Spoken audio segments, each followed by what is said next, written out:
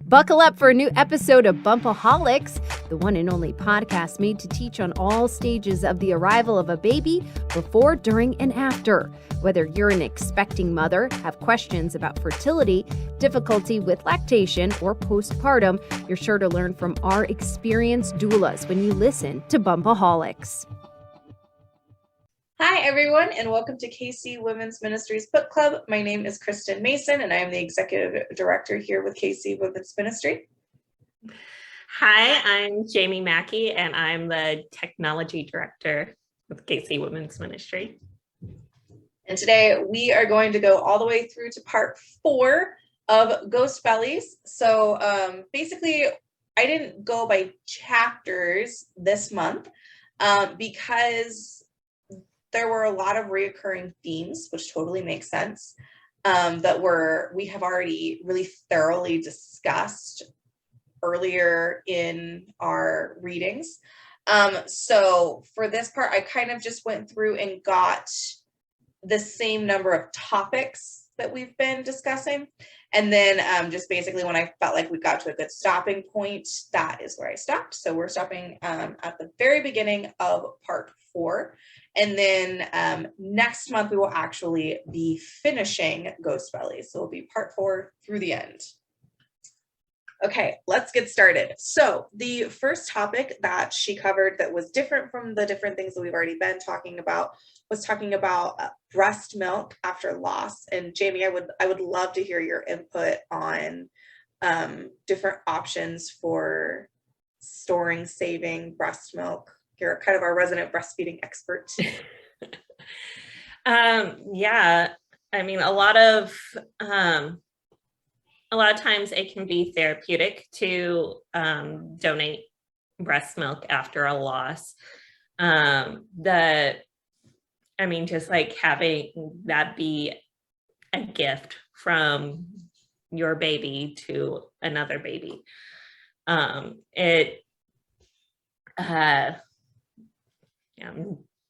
trying to think of what all would be involved with that. So, I mean, whenever you're donating, you have like a bunch of different options, really. There's like very formal donation, and then there's very informal donation. Like if you have a friend who has a baby and they're needing milk, just people you already know. There's also milk banks. There's Human Milk Banking of North America Association that it's a conglomerate of milk banks around the U.S.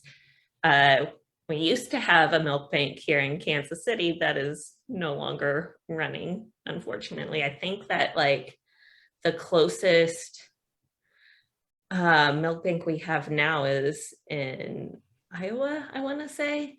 Actually, Dr. Lauren Hughes of Pediatrics just opened her own milk bank. So we have one again. But it's awesome. And she's like doing all the doing testing and stuff of the donors before they donate, right? Yes. Yeah, so milk banks will do they'll test for bloodborne illnesses because those are the type of things that could transfer via breast milk.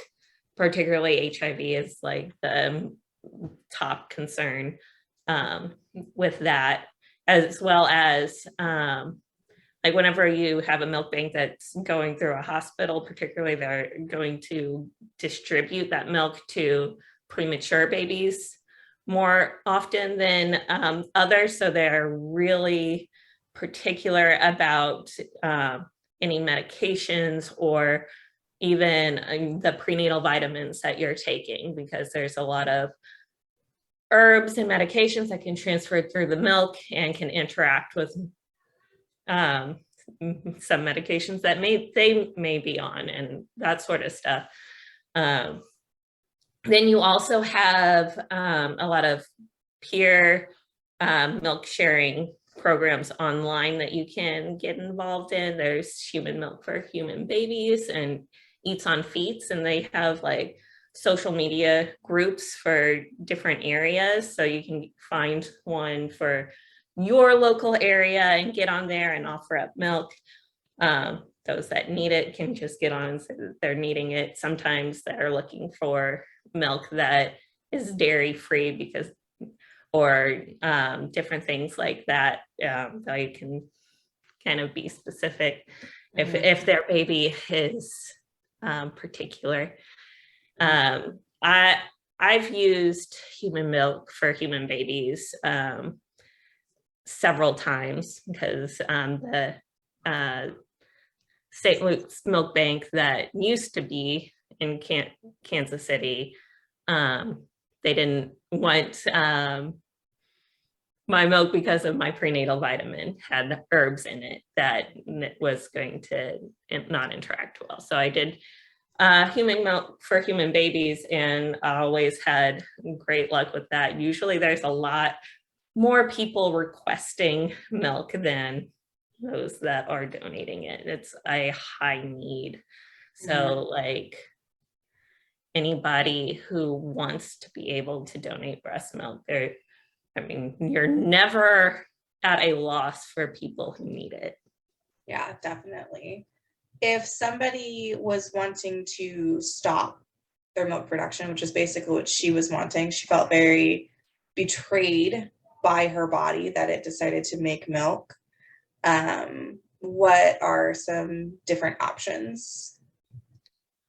So for drying up your milk production, you want to be careful about it because you don't want to end up with a breast infection. That can happen really easily if you just try and stop cold turkey. But you also don't want to be expressing milk and telling your body to produce that milk. So it's a fine line to walk. You want to follow the comfort of your body. So express if you need to feel comfortable to relieve the pressure, but only enough to relieve that pressure. There's a few tricks that you can try that the old cabbage leaves in the bra is helpful. It's both soothing and it can help to anecdotally, it can help to dry up milk. That there hasn't been a solid research on that, but it does have properties that is soothing. It helps relieve the inflammation that comes with engorgement, because it's not just milk building up, it's your tissues aren't draining properly as you get like more milk built up. So you have like a bunch of inflammation that's going on that's causing your boobs to feel rock hard. It's not all milk there. Helping to encourage your lymph nodes to drain by like some gentle massage can help, so that that fluid is going like being reabsorbed into your body, instead of like to avoid actually expressing milk and encouraging your body to produce more milk. There's some medications that can help you dry up. There's like cold medicine is really known to cause dip in supplies. So like stuff with Sudafed in it is going reduces milk supply. I did not know that. That's really interesting. Good to know. Learning new things every day. Ha. Okay, awesome. Anything else? There's a lot of information. I can't think of anything else off the top of my head. Okay. Well, great. That was awesome. That was a lot of very good information. Thank you. Okay. Family visiting. With the experience of loss or not, is something that I always encourage my clients to plan ahead of time what they want family visiting to look like. Do you have thoughts on how you planned your family visiting after your babies, or what you encourage people to do? So, family visiting after my babies was very interesting. Mostly because, like, with the first two babies, I pretty much just let family just message me and like tell me when they were going to come over.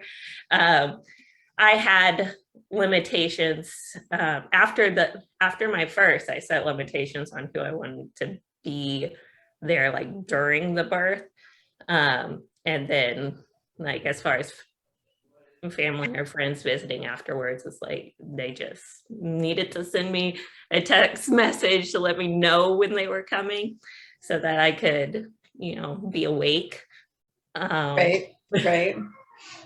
After the third baby was born, everyone was like suddenly decided that without communicating with me that I needed to initiate any visiting. Like nobody messaged me, nobody showed up, and I was just like eventually texting like, "Are you going to come visit me?" Oh, it was like, I was just waiting for you to tell me when it was okay. I'm like, okay. it's okay. Currently, feel free. So yeah, from that experience, it's like you definitely should communicate beforehand what you want, because it's like it was considerate, but it was so different from the past experience. It wasn't what I was expecting. Mm-hmm. So I mean, setting up like what your boundaries are, what you're comfortable with beforehand is good, because like I mean, postpartum, no matter what's going on, it's a high emotion time. Yes. And you could end up overwhelmed, or you could end up wondering where everybody is at. Yeah, definitely. Yeah, in both of my postpartums, I had a ton of family come up to visit me for the births. I describe my births as parties because that's what they were. And so I had a house full after both of my births, and they were literally staying with me, so there were no boundaries to set. So this is something that I kind of learned about as a doula. And to tell you, to be honest, if I do end up having more children, which it doesn't seem as very likely, but if I do, I would probably not set any boundaries and tell everyone to come over. Because it makes me happy, and that's what I do. And I have amazing friends and family that don't show up just to hold the baby. Everybody who comes over brings food, does laundry, helps out, plays with the other kids, something. Everybody contributes. And I've just gotten really, I don't know, and I just always was just comfortable being like, no, I just had a baby, I'm not waiting on you. If you're a friend, then where stuff is in my kitchen, go make yourself a sandwich. Like, make me one too while you're in there,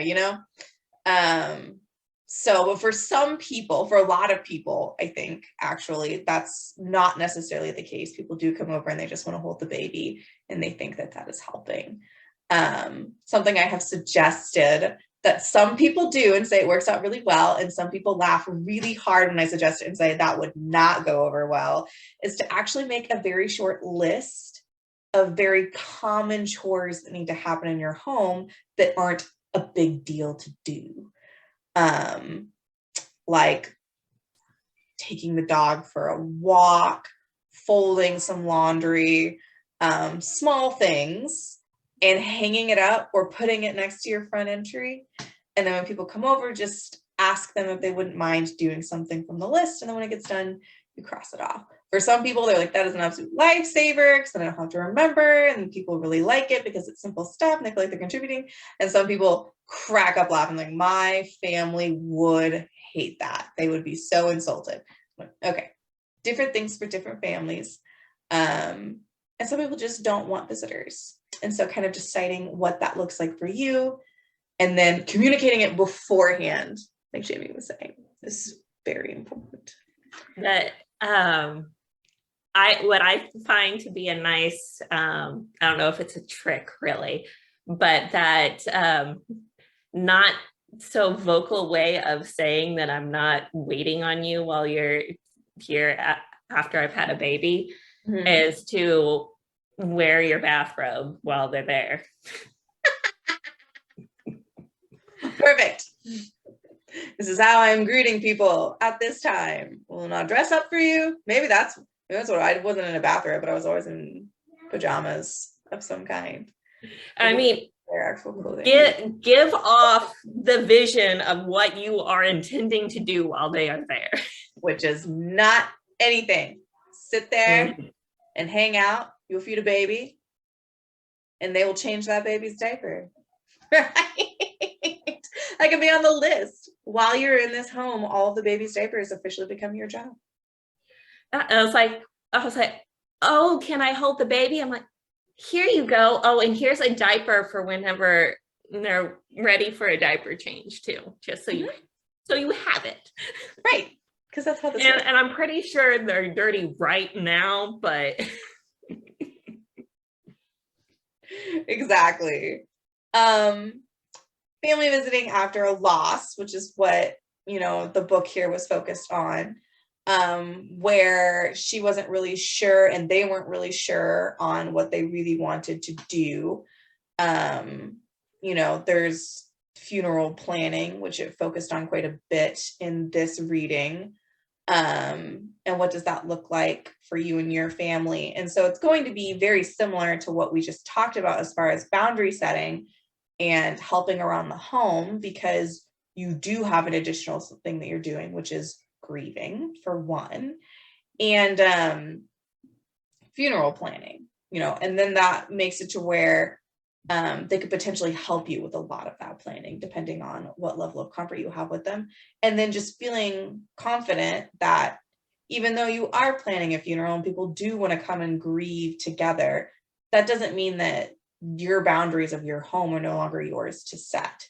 If you don't want people coming over, just kindly but firmly communicating that you don't want them to come over. And hopefully, your village is made of the type of people that then respect that setting.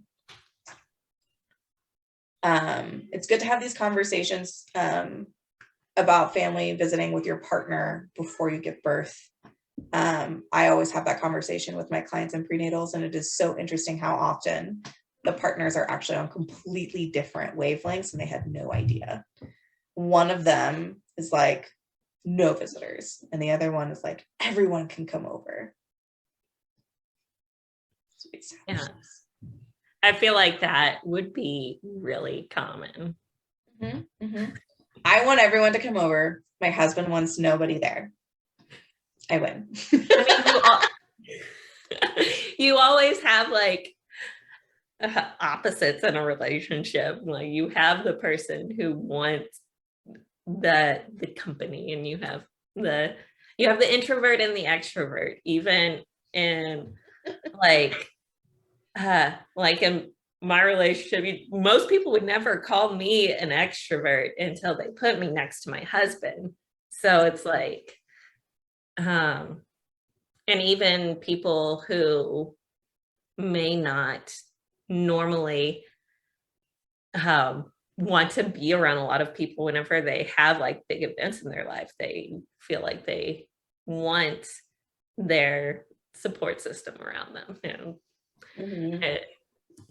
I mean, having a baby or dealing with a loss is just,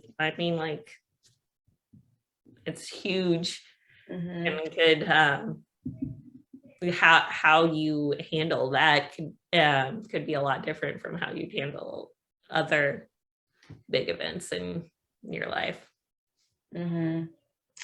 Yes, absolutely.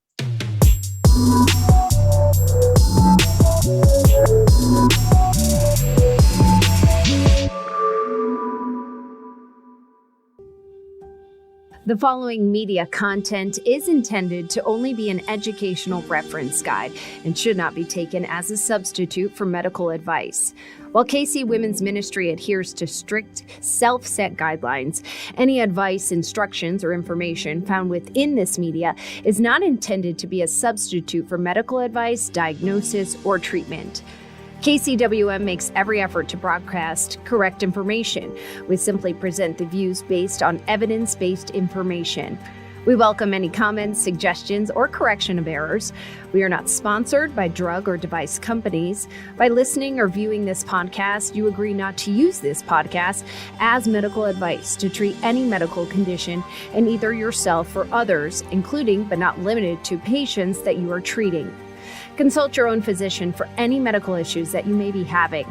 This entire disclaimer also applies to any guests or contributors to the podcast. Under no circumstances shall KC Women's Ministry, any guests or contributors to the podcast, or any employees, associates, or affiliates of KC Women's Ministry be responsible for damages arising from the use of the podcast. Viewer discretion is advised.